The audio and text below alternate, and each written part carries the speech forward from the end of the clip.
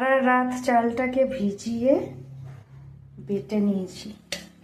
এই মানে যেভাবে বাটবে, শিলনোড়ায় বা মিক্সিতে যেভাবে হোক বাটবে।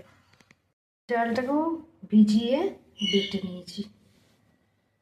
ডালটা চাল বাটাটা একসঙ্গে দিয়ে ভালো করে উষ্ণ উষ্ণ গরম জল দিয়ে একটু নুন দিয়ে ফেটিয়ে নিতে হবে।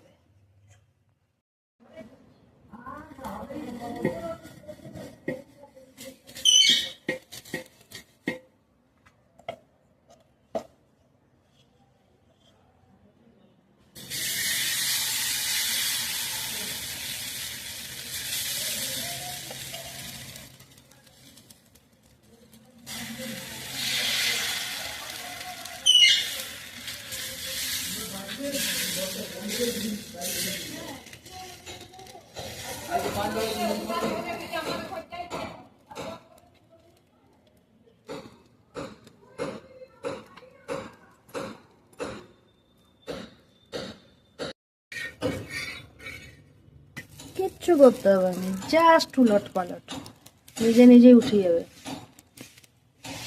কি সুন্দরভাবে উঠবে, কিচ্ছু করতে হবে না।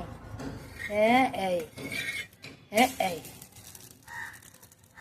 হলো, এবার নামিয়ে নিও। হ্যাঁ দেখো।